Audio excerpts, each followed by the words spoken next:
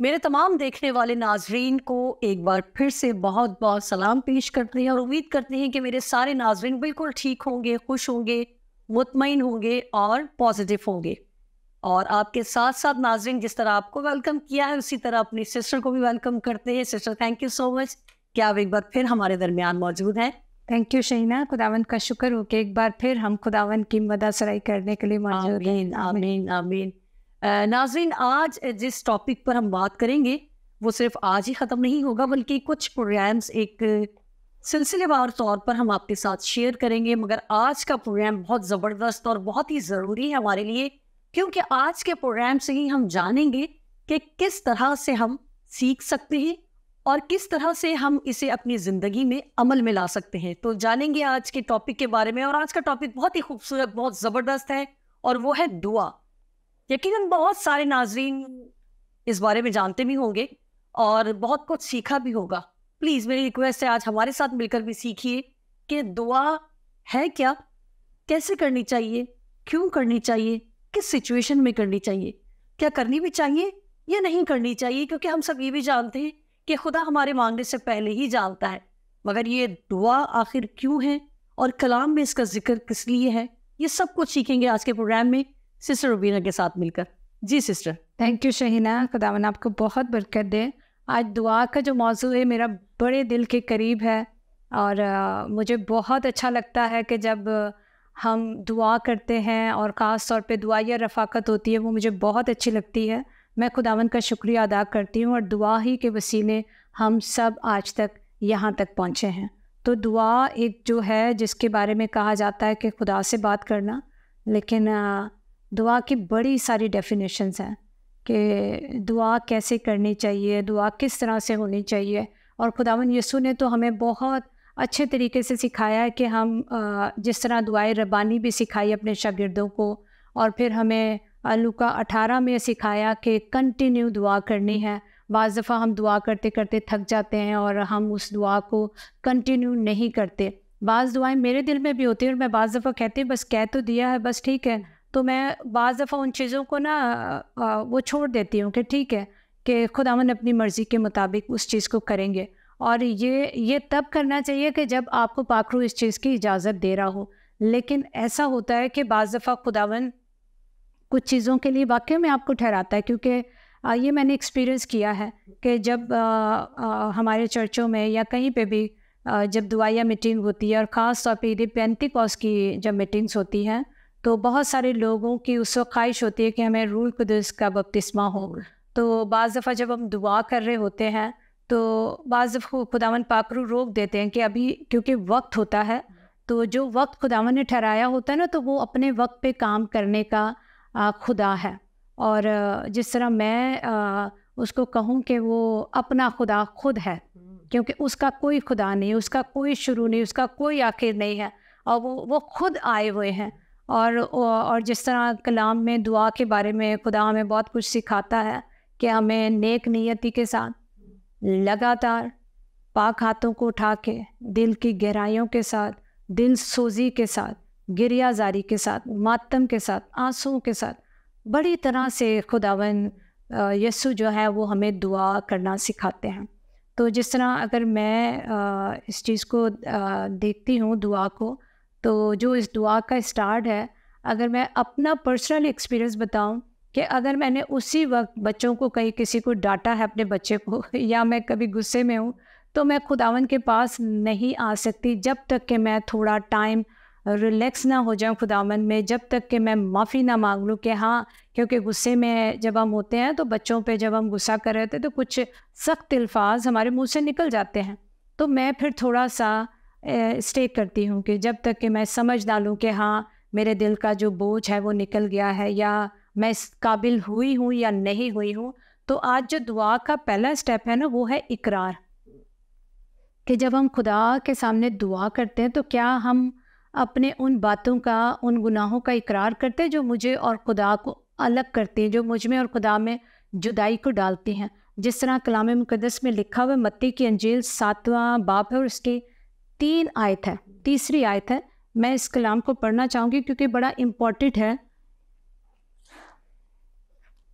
मत्ती की अंजील 7वां बाब और उसकी 3री आयत में यूँ लिखा है, तू क्यों अपने भाई की आँख के तिनके को देखता है और अपनी आँख के शतीर पर गौर नहीं करता? और जब तेरी ही आँख में शतीर है तो तू अपने भाई से क्यों कर कहता है कि ला तेरी आँख में से तिनका निकाल दूँ? ए रियाकार, पहले अपनी आँख में से तू शतीर निकाल, फिर अपने भाई की आँख में से तिनके को अच्छी तरह देखकर निकाल सकेगा। आमीन आमीन आमीन। आमीन। कितनी खूबसूरत वर्ड्स है जो खुदावन हमें सिखा रहे हैं कि जब हम दुआ करते हैं तो अक्सर हम कहते हैं फलाना ऐसी दुआ करता है या फलाना ऐसे है, फलाना ऐसे। कलाम हमें बता रहा है कि हम जब खुदा के पास आते हैं तो पहले हम अपने बातन पे गौर करें कि हमारे दिल में क्या क्या कुछ गंदगी भरी हुई है, क्या हम खुदा के सामने उसको रखते हैं। याद रखें, जब हम खुदावन के सामने रखते हैं, कलाम में लिखा है कि दाऊद अपना दिल खुदा के सामने उंडेल देता होता था। तो जब हम दिल को उंडेलते हैं तो बदियाँ ही निकलती हैं, जो अंदर होता है ना वही कुछ निकलता है। तो अगर हमने किसी के साथ बुग़्ज़ रखा हुआ है, अगर हमने किसी के साथ गुस्सा रखा है, चलो मैं मानती हूँ कि ईमानदार होते हुए हम वो बड़े बड़े गुनाह नहीं करते, लेकिन खुदा की नज़र में तो बुग़्ज़, गुस्सा भी बहुत बड़ा गुनाह है, जिसके बारे में कलाम में लिखा है कि सूरज गुरूब होने तक तेरी खफगी ना रहे। तो अगर हम मैंने बहुत सारे ऐसे ईमानदार भी देखे हैं और खादिम भी देखे हैं कि जो साल साल, 2-2 साल, 3-3 साल अपने रिश्तेदारों से, अपने बहन भाइयों से, मियाँ बीवी से नाराज़गी है और वो दुआएं कर रहे हैं, वो रोज़े रख रहे हैं, वो सब कुछ कर रहे हैं। तो क्या हम समझते हैं कि ऐसी दुआएं कबूल होंगी? तो दुआ का जो पहला स्टेप है ना, वो इकरार है कि हमने अपनी जो चीज़ें हैं उनका इकरार करना कि खुदावन मैं ऐसा ऐसा हूँ। और जिस तरह कलाम में लिखा है 18 लूका 18:1 से 8 तक अगर हम पढ़ते हैं तो वहाँ पे हमें 2 शख्स मिलते हैं जो दुआ कर रहे हैं। ठीक है, एक मज़हब परस्त है, एक बड़ा ज़बरदस्त जो कलाम को जानने वाला है, वो दुआ कर रहा है और वो खुदा को अपनी अच्छाइयाँ बता रहा है कि देख खुदा, मैं तो दैयक की दे देता हूँ, मैं हफ्ते में 2 दफ़ा रोज़े रखता हूँ, और देख खुदा मैं ऐसा नहीं हूँ। ठीक है, हम भी कहते देख खुदा मैं ऐसी नहीं हूँ। ठीक है, मैं तो खुदा आपके साथ इतना फ़राग दिली के साथ चलती हूँ। मैं खुदा दुआ करने से पहले अपने तमाम गुनाहों का इकरार कर लेती हूँ। तो ये खुदा मेरा जो है ना, वो मुझे और आपको बहुत अच्छी तरह से जानता है कि हम क्या करते हैं। खुदावन चाहता है कि जिस तरह वो दूसरा मासूल लेने वाला, जो उसकी नज़र में, उस शख्स की नज़र में कुछ अहमियत नहीं रखता था, मगर उसका एक्ट खुदावन की नज़र में बड़ा अहमियत रखता था, वो छाती पीटता हुआ खुदा के पास आया है कि खुदावन तू मुझे माफ़ कर, क्योंकि मैं गुनाहगार हूँ। और आप देखें उसकी दुआ बाप बरकत हुई, खुदा से वो बरकत लेके गया। मगर वो जो दूसरा है, जो फ़क्की फरीसी है, जो उस्ताद है, जो मज़हब परस्त है, जो मज़हब को बहुत अच्छी तरह से जानता है, मगर आप उसकी दुआ को देखें कि वो किस तरह से दुआ कर रहा है, मैं ऐसा नहीं, मैं इस जैसा नहीं, ये तो ऐसा, ये तो ऐसा। कहीं आज हम भी तो इसी तरह से दुआएं नहीं कर रहे और फिर हम कह रहे खुदा मेरी दुआ नहीं सुनी जा रही। खुदावन इतने साल हो गए मैं वहीं के वही। मैंने देखा मेरे पास जब लोग आते हैं, जब इबादत में आते हैं, जब वो दुआ करवाते हैं, तो एक बहन जो पिछले संडे आई थी उसने मुझे कहा 20 साल से मेरी यही कंडीशन है, मेरे हस्बैंड को जॉब नहीं मिल रही, मेरे बच्चों को जॉब नहीं मिल रही, हमारी ज़िंदगी में यही सब कुछ है। मुझे समझ नहीं आती कि अगर 20 साल से उनकी यही कंडीशन है, जॉबें नहीं है, तो नशा कहाँ से करते हैं? आप देखिए कहीं ना कहीं गुनाह है ना। और फिर हम कहते खुदा हमारी नहीं सुना तो शायद सिस्टर की सुन लेगा, शायद पादरी की सुन लेगा, शायद किसी एवेंजलिस्ट की सुन लेगा। खुदावन आप भी की सुन सकता है अगर आपने इकरार किया हो, जिस तरह कलाम में लिखा है मिसाल की किताब में, जो अपने गुनाह का इकरार करता और उसको तर्क करता है उस पर रहमत होती है। उस पर रहमत होती है, उस पर नहीं जो कंटिन्यू वो गुनाह पे गुनाह करता चला जा रहा है और वो लबादा ओढ़े हुए मज़हब का, लबादा ओढ़े हुए वो काहिन का, लबादा ओढ़े हुए बड़े बड़े मौजज़ात दिखाने वाले का, उससे कुछ भी फ़र्क नहीं पड़ेगा। अगर हम इस बात को समझ जाएं शहीना के हमारी जो ज़ाहिरी जो खूबियाँ हैं, हमारी ज़ाहिरी जो खूबसूरती है, वो हमारे किसी भी काम की नहीं है। खुदा हमारे बातन को जानता है, वो हमारे बातन से मतलब रखता है और वो चाहता है कि अब तो बदल जाए, अब तो ठीक हो जाए, अब तो ठीक तौर से हम खुदावन के पास आएँ। खुदावन ये चाहता है। तो दुआ में जो सबसे पहला स्टेप है वो है इकरार करना अपने गुनाह का, दूसरे के गुनाह का नहीं, कि वो खुदावन ये नहीं चाहता। खुदा वो उसका भी खुदा है, वो उससे बास पुरस कर लेगा। हमें अपनी बास पुरस देनी है कि हम कैसे खुदावन के पास आ रहे। तो फर्स्ट स्टेप जो है इकरार, जो अभी हम लोग ने अच्छी तरह से मेरे ख्याल से समझा है कि हमें कैसे खुदावन के पास आना है। उसके बाद जो है वो सेकंड स्टेप आता है कि इसरार करना। ठीक है, तो इसरार का मतलब ये नहीं कि जिद लगा के बैठ जाना।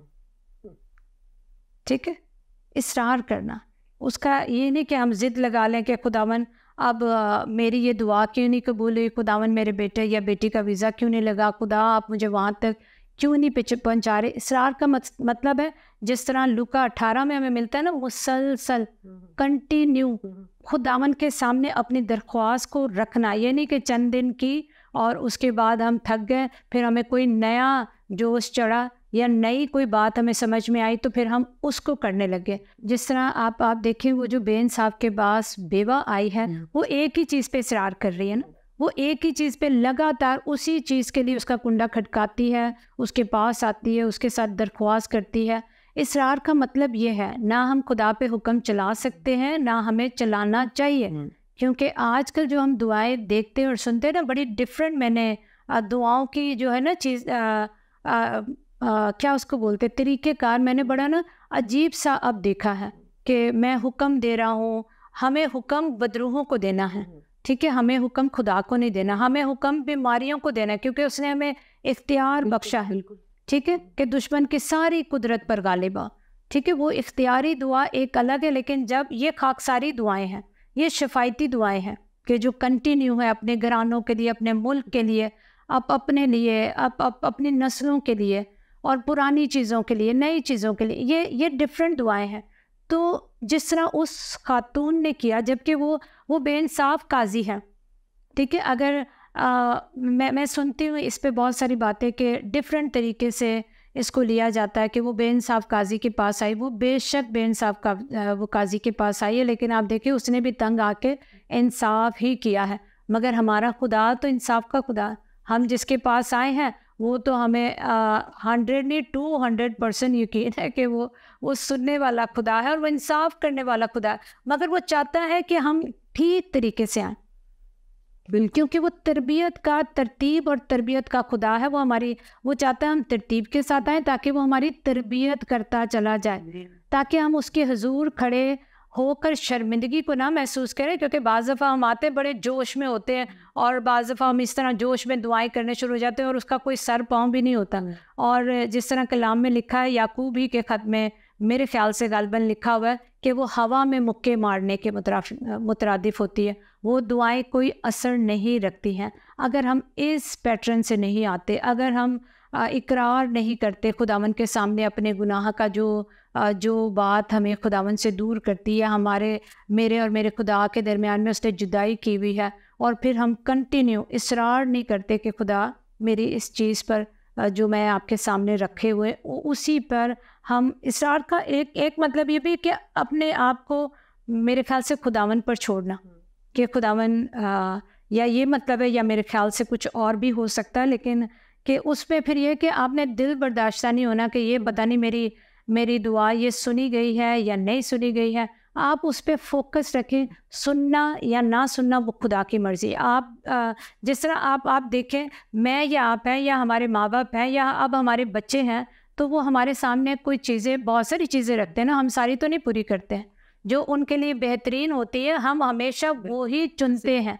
तो इसी तरह खुदा हमारी हर दुआ को नहीं सुनता है। कुछ दुआओं को पे ये ऐसा नहीं कि वो नाराज़ होता, वो साइड में कर देता है। हम भी अपने बच्चों पे नाराज़ नहीं होते, जो बेहतरीन उनके लिए होता है वक्त के हिसाब से हम वही चीज़ें उनके सामने रखते हैं। इसी तरह हमारा खुदा बाप है जो हमारी दुआओं को सुनता है, उस पर तवज्जो करता है और अपने वक्त के मुताबिक और हमारे वक्त के मुताबिक कि हम उतने समझदार हो गए हैं या नहीं हो गए, खुदावन उन पे फोकस करता है, खुदा उनको पूरा करता है। कभी भी खुदा अपने लोगों की दुआओं को रद्द नहीं करता, क्योंकि कलाम में लिखा है दुआ गो खुदावन को अजीज़ है। ठीक है, एक जगह पे खरूज की किताब पे लिखा है कि जो दुआ करते हैं खुदावन उनको प्यार करता है। ठीक, तो जब खुदावन उनको प्यार करता तो जाहिर सी बात है खुदा हमारी दुआओं को भी सुनता है, लेकिन एक रूटीन, एक तरतीब के साथ आने के लिए। आमीन। आप कुछ पूछना चाहते हैं? जी सिस्टर, मैं चाहूंगी कि अभी तक आपने 2 स्टेप्स हमें बताए हैं, पहले इकरार था, फिर इसरार, तो इसके अलावा और कोई स्टेप हमारे पास? हमारे पास अब जो तीसरा स्टेप है वो है इन्हिसार का। इन्हिसार का, जी ज़रूर, मैं चाहूँगी इस पर भी आप ऐसी तफसील के साथ बताएं ताकि ये भी बहुत अच्छे से क्लियर हो हमारे जहनों में। बिल्कुल। अब जो इन्हिसार है वो ये है कि अपने आप को खुदा पर छोड़ देना, ठीक है, इन्हिसार करना। जिस तरह अगर मैं इन्हिसार करती हूँ कि जी शहीना के पास मैं जाऊँगी तो मुझे पता है वो ये चीज़ मुझसे अच्छी तरह से डिस्कस करेगी या मेरे साथ वो प्रोग्राम बहुत अच्छी तरह से करेगी, ये तो इंसानों पे इन्हिसार है। लेकिन जो तीसरा स्टेप है वो खुदावन पर इन्हिसार की बात हो रही है कि क्या जब हम खुदावन के पास आते हैं तो क्या हम उसी तरीके से खुदा के पास आते हैं। अब जिस तरह से मैंने पहले इकरार का कहा, तो वहाँ पे दानियल 9 बाब में भी लिखा है कि जब दानियल अपने खुदा से दुआ करने लगे तो उसने अपनी कौम की तरफ से भी माफ़ी मांगी है, ठीक है। फिर अगर उसके इसरार की तरफ अगर हम देखते हैं तो वो मुसलसल दुआ करने वाला बंदा था। खुदावन उनको ख्वाब और रोया के ज़रिए बहुत कुछ आने वाले वक्तों में बताता था, ठीक है। और दुआ, अगर मैं ये कहूँ कि दुआ सिर्फ यही नहीं कि मांगना तांगना ही है कि सिर्फ मांग लो, दुआ का असल मकसद है कि खुदा अपने काम को आप पर जाहिर करे। यिर्मयाह 33:3 में लिखा है कि तू उससे मांग तो वो तुझ पे बड़ी बड़ी चीज़ें जाहिर करेगा, ठीक है। अगर हम उससे रुजू लेकर आते हैं, अगर हम उसके करीब जाते हैं, अगर हम उससे कहते हैं, तो फिर खुदा हम पे बड़ी बड़ी चीज़ों को जाहिर करता है। जिस तरह हम लोग बेइंसाफ काजी की भी बात करते हैं और जिस तरह हम वो दो लोगों की बात करते हैं कि एक अपने आप पे इन्हिसार कर रहा था कि जी मैं बड़ी खूबी वाला हूँ, मुझ में तो ये कमाल बातें हैं। एक खुदा पे इन्हिसार कर रहा था कि खुदा देख, मैं तो इस लायक में नहीं कि मैं तेरी तरफ देखूं। और वाकया में कलाम में इसी तरह लिखा है कि उसने देखा नहीं है, वो तो अपनी छाती ही पीटता रहा, उसका सर नीचे ही रहा है कि मैं गुनाहगार हूँ। और खुदा पे उसने डिपेंड किया है, खुदा पे उसने इन्हिसार किया। और कलाम हमें बताता है कि वो खुदा से माफ़ी पा के गया है, वो खुदा से बरकत लेके गया। तो जब हम खुदावन पे भरोसा करते, जिस तरह हमारे पास बहुत सारे दुआ गो की दुआएं हैं, जिस तरह अगर हम खुदावन यीशु की बात करें तो वो दुआएं जब हमने उनकी आखिरी दुआओं की तरफ देखा है तो यूहन्ना 17 बाब में खुदावन अपने साथ वाले लोगों के लिए दुआ कर रहे हैं, खुदा उनके लिए दुआएं कर रहे हैं जो खुदावन ने उनको दी है। एक जगह पे वो अपने लिए दुआ करें, लेकिन वहाँ पे वो ये कह रहे हैं कि वो खुदावन पे इन्हिसार करेंगे, खुदावन मेरी नहीं आप ही की मर्जी पूरी हो, ठीक है। तो दुआ का मकसद जो है वो ये नहीं कि हम अपनी ही दरख्वास्त से लंबी लंबी लिस्टें हैं जो वो दें। बाज़ लोगों को इस खिदमत के लिए खुदा ने चुना है कि जो कुछ वो दुआ में खुदावन से मांगते हैं और खुदा जब उनको अपनी रोया और अपने विजन से नवाजता है तो वो दूसरों के लिए दुआ करते हैं, वो दूसरों को कायनों को बताते हैं। बाज़ लोगों को खुदा ने आंखें बनाया है कलीसिया में, ठीक है, कि वो देखते हैं, ठीक है। बाज़ को कान बनाया है कि वो खुदा की आवाज़ को सुनते हैं। दुआ में ही आप सुनेंगे, दुआ में आप देखेंगे। जिस तरह अलीशा नबी जब उस पर लोग आ गए तो जब उन्होंने आंखें बंद की तो उन्होंने देखा कि बहुत सारे लोग उसके पीछे आ गए, लेकिन उन्होंने अपने लोगों से कहा कि आँखों को बंद करो। जब उनकी आंखें खुली उनकी दुआ के वसीले, आप देखें दुआ सिर्फ लेना नहीं है, दुआ अपने साथ वालों के लिए बहुत कुछ करना भी है, ठीक है। अलीशा नबी ने जब अपने साथ वालों के लिए दुआ की तो खुदा ने उनकी रूहानी आंखों को खोला। तो जब उनकी रूहानी आंखें खुली हैं तो उन्होंने देखा कि जिन दुश्मनों को हम देख रहे हैं उनसे ज़्यादा मुहाफिज खुदा ने हमारे लिए रखे हुए हैं। तो दुआ, हम सिर्फ दुआ को यही समझ रहे हैं अभी तो खैर हमारा ये इब्तिदाई एक चैप्टर है जो हम लोग ने दुआ के तारुफ में जिसको कह सकते हैं, हम दुआ का सिर्फ तारुफ ही कर रहे हैं। लेकिन जब हम आगे चलेंगे तो देखेंगे कि दुआ कितनी बड़े बड़े काम कर रही है। दुआ बेदारी को लेकर आ रही है, दुआ बुलाहट को लेकर आ रही है, दुआ आपको विजन दिखा रही है, दुआ आपको बामकसद बना रही है कि मेरा और आपका ज़िंदगी में आने का मकसद क्या है। अगर मैं और आप पैदा हुए, मैं नहीं समझती कि मैं बेकार पैदा हुई हूँ और आप बेकार पैदा हुए। खुदा ने हमारी ज़िंदगी में एक मकसद रखा है। अगर उसने हमें दुआ को बनाया, आप जिस तरह अभी हम लोग ट्रिप पे गए थे, आपके सामने सारी बातें हैं कि खुदावन ने किस किस तरह से उनकी ज़िंदगियों में काम किया जिन्होंने लेना चाहा। आपने ये भी एक्सपीरियंस किया होगा, जिन्होंने खुदावन को बस वो ऐसे समझा कि एक गेचन हो रहा है, एक क्रूसेड हो रहा है, एक मीटिंग हो रही है, तो उनकी ज़िंदगी में कुछ भी नहीं हुआ। लेकिन जिन्होंने खुदा को वाकई खुदा समझ के लिया और दुआएं कर रहे थे, आप देखें उनकी ज़िंदगियों से आज भी हम गवाहियों को ले रहे हैं।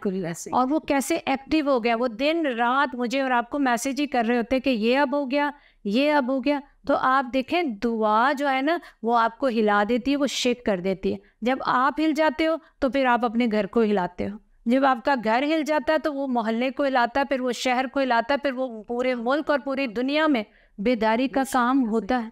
दुआ बड़ी ही इम्पोर्टेंट चीज़ है और बड़ी कारगर चीज़ है, और ये सब चीज़ों को तकमील में लेकर आने की, शुरू करने के और इख्तिताम तक लेके जाने की वजह है दुआ। और वो दुआ जो खुदा के दिल के मुताबिक हम करें। पहले इकरार, फिर इसरार, फिर इनसार कि खुदावन। और वो तीनों जो हमने मिसालें दी हैं बेवा औरत की, और वो जो अपने आप पे गौर नहीं करते, जो दूसरों पे गौर करते हैं। फिर एक वो जी, हाँ जी खुदा मैं तो बड़ा ज़बरदस्त हूँ, वो अपने आप पे इनसार कर रहा है कि मैं बड़ा ज़बरदस्त हूँ खुदावन, और ये मेरे साथ वाला तो ऐसा नहीं है। तो जब हम इस पैटर्न के साथ दुआ करेंगे तो हो ही नहीं सकता कि खुदा हमको बरकत ना दे, और खुदा हमें आगे कोई विजन ना दे, और खुदा हमारी दुआओं को कबूल ना करे। आमीन आमीन। जिस तरह नाज़रीन अभी हमने 3 पॉइंट्स पर बात की है, और सिस्टर ने बहुत खूबसूरती के साथ कि किस तरह से पहले इकरार करना है और फिर कंटिन्यूसली खुदा के साथ रफ़ाकत में रहना है, जिसको आप इसरार भी कह सकते हैं, और फिर सिर्फ और सिर्फ खुदा पर डिपेंड करना है, यानी खुदा पर इन्हिसार करना है। तो फिर आप अपनी लाइफ को चेंज होता हुआ देखेंगे। और अगर आपको लगता है कि कुछ नहीं हो रहा, तो फिर कलाम मुक़द्दस की तरफ रुजू करें। बहुत सारी एग्जाम्पल्स जिस तरह सिस्टर ने बयान की है, उसको एक बार फिर से अपनी आंखों से पढ़िए, और बुलंद आवाज़ से पढ़ेंगे तो अपने कानों से सुनिए भी कि किस तरह खुदा का कलाम इन तीनों पॉइंट्स की तरफ हमारे ध्यान को लगाता है, ताकि हमारी भी ज़िंदगियाँ तब्दील हो और हम भी उन लोगों के बारे में पढ़कर सीख सकें कि किस तरह से खुदा ने उनकी ज़िंदगियाँ तब्दील की। सिस्टर मैं चाहूँगी कि आखिर में कुछ मिनट्स हमारे पास हैं, तो अगर आप कुछ और इसमें ऐड करना चाहें तो प्लीज़। जी शहीना, अक्सर हमारी ज़िंदगियों में जिस तरह जब हम खुश होते हैं, तो तब जिस तरह कलाम में लिखा है, जब तू खुश हो तो मज़मूर गा, ठीक है, ज़बूर गा, तो फिर हम नाच रंग की तरफ आ जाते हैं, ठीक है। तो अगर आप कंटिन्यू दुआ करने वाले हैं, अगर आप खुदा के डर और खौफ में रहने वाले हैं, अगर आप वाकई में सच्चे खुदा के खादिम हैं, तो इन चीज़ों को जब लोग आपकी ज़िंदगी में देखेंगे ना, तो वो परेशान होंगे, वो ठोकर का बाइस बनेंगे। और फिर ऐसा खुदा ऐसा नहीं है कि आप थोड़े लम्हे में ऐसे हो जाएं और थोड़े लम्हे में फिर वैसे हो जाएं, फिर आप दुआगो हो जाएं और फिर आप दूसरी चीज़ें करने शुरू हो जाएं। तो अक्सर अगर हमारी ज़िंदगी में गम आता है, तो फिर हम खुदा की तहकीर करने शुरू हो जाते हैं कि मैं तो आपका खादिम, मैं तो आपकी खादमा, मैं तो दुआ करने वाली, तो मेरी ज़िंदगी में ये गम क्यों आया है। तो जब वो खुशी लेकर आया था, तो तब तो आपने खुदावन को याद नहीं किया, तब तो आपने नाच रंग को या ऐसा कह लें कि आपने दुनिया को फौकियत दी, दुनिया को पहला दर्जा दिया। याद रखें, जब हम खुदा को पहला दर्जा देते हैं, तो फिर खुदा किसी भी चीज़ में हमें नीचे गिरने नहीं देता है। वो हमारी किसी भी बात को, ये कलाम की बात है कि वो अपने खादिम, अपने खादमा की किसी भी बात को मट्टी में मिलने नहीं देता है। कलाम में लिखा कि मैं दाऊद और मैं दाऊद की वजह से, दाऊद के वसीले उसके घराने को बचा लूँगा, उसकी चीज़ों को बचा लूँगा। तो इसी तरह क्या खुदा मेरे और आपके वसीले हमारे घरानों को नहीं बचाता या बचा नहीं रहा है? खुदावन का शुक्र है कि खुदावन ने हर चीज़ से हमारे बच्चों को पाक रखा हुआ, हर चीज़ में खुदा ने हमारे बच्चों को कामयाब किया हुआ। ये खुदावन की शुक्रगुजारी है, और ये उन दुआओं का नतीजा है कि जो हमने खुदावन से की हुई है कि खुदा, मेरी ज़्यादातर दुआ ये होती है कि खुदावन मेरे बच्चे आपसे लिपटे चिपटे रहें, क्योंकि आपसे लिपटना, आपसे चिपटे रहना ही ज़िंदगी है। क्योंकि फिर जब हम खुदा के साथ होते हैं, तो फिर कोई और हमारे साथ नहीं होता। ये भी हमेशा याद रखें कि खुदावन जिसके साथ है फिर कोई और उसके साथ रहेगा नहीं, और जो खुदा के साथ है तो फिर वो किसी और के साथ नहीं रहेगा। फिर वो डबल चीज़ें नहीं चलेंगी, क्योंकि एक ही कश्ती का सवार ही पार लगता है। क्योंकि खुदावन ने कहा तो दो मालिकों की खिदमत कर ही नहीं सकता, ठीक है। या दौलत से प्यार करेगा तो या खुदा से प्यार करेगा, या एक से मोहब्बत करेगा तो दूसरे की बदखोइयाँ करता रहेगा। तो खुदावन ये चाहता है कि हमारा एक रवैया हो, मुसलसल हो, और भाग दौड़ तो खुदा नहीं पसंद करता। वो मेरे कलाम में लिखा है, वो हमारे वो टांगों के ज़ोर से ना खुदा को कोई भी मतलब नहीं है, कोई भी मतलब नहीं है। वो अपने अपने बंदा को एक जगह पे भी बिठा के ना बहुत काम ले लेगा। अगर मैं और आप देखिए, मैं और आप अक्सर फ़ोन पे दुआ करते हैं तो वहाँ से हमें गुड न्यूज़ मिल रही होती है, हमें वहाँ से गवाहियाँ मिल रही थी। कौन कर रहा होता है? खुदावन कर रहा होता है। मैं और आप तो जाके वहाँ नहीं करते, मगर क्या है कि हम खुदावन के कलाम को बोलते हैं और यीशु मसीह नासरी के नाम से दुआएं करते हैं। और जो दुआएं खुदावन यीशु के नाम से की गई है वो कभी भी मर नहीं सकती, क्योंकि उसने कहा है मैं मर गया था मगर अब मैं जिंदा हूँ और अब मैं मरने का नहीं। दुआओं में देर लगेगी मगर आपकी दुआएं ना मरेंगी और ना ख़त्म होंगी। जो दुआएं मैंने और आपने की हैं, अगर हम नहीं देखेंगे तो हमारे बच्चे उनको देखेंगे। आमीन आमीन। Thank you sister, thank you so much. नाज़रीन, उम्मीद है कि आज के तीनों पॉइंट्स और स्पेशली आखिर का पॉइंट कि खुदावन के पास, हम अक्सर ये जुमला सुनते हैं कि खुदा के यहाँ देर है अंधेर नहीं, मगर मैं इसको आज इस तरह से बयान करूँगी कि वो हमें देर लग रही होती है मगर जो वक्त हमारे लिए बेहतरीन होता है खुदा उसी वक्त पर काम करता है, क्योंकि वो वक्त का खुदा है, वो बेहतरीन प्लानर है। हम ये समझते हैं कि देर हो गई है, अब इस बात के पूरे होने का कोई फ़ायदा नहीं, मगर हमने अपनी लाइफ में एक्सपीरियंस किया है कि जब वो बात पूरी होती है, हमारी दुआ पूरी होती है, तब हम खुदा का शुक्र भी अदा करते हैं। तो इस बात को अपनी ज़िंदगी में लें, हर सिचुएशन में खुदा के साथ जुड़े रहें, इकरार करते हुए, इसरार करते हुए और खुदा पर इन्हिसार करते हुए, फिर आप खुशी से काटेंगे और हमेशा खुदा में शादमान रहेंगे। इसी प्रोग्राम को कंटिन्यू करेंगे, हमारे साथ बने रहिएगा। अगले प्रोग्राम में फिर मिलेंगे इसी वक्त इसी जगह। उस वक्त तक अपना ख्याल रखिए। खुदा हाफिज।